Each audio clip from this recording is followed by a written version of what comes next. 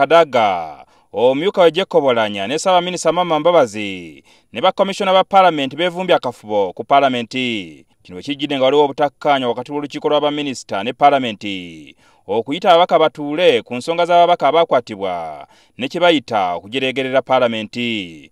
Sipiika Rebecca Kadaga wamu n'omumyuka Oulanyah baganye okubaako bye bannyonnyola ku bye bateesezza okumalawo obutakkaanya buno.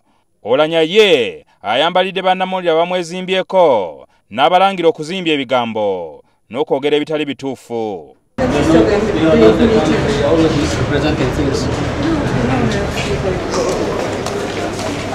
Ssaabaminista Amama Mbabazi ategeeza nti wali kanyoolagano konna wakati wa gavumenti ne palamenti. There is no impasse between the executive and parliament at all. There is none. Wabula Mbabazi agambye nti waliwo abantu mu palamenti abeefudde ab'ekitalo era n'ategeeza nti ensonga z'ababaka poliisi beenoonya teziyinza kugonjolebwa mu palamenti.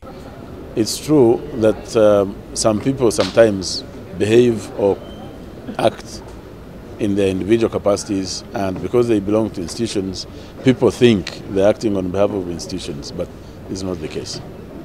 Or those who have been arrested and charged in court cannot be a matter of debate in Parliament. Omu ku bakomishona ba Parliament Dr. Waliomonsi ategeeza nti tewali ayinza kuziyiza kutuuza palamenti newankubadde agaanye okwogera bye bateesezza. Immediately I was given bail in the court. Before I left the courtroom, I put my signature.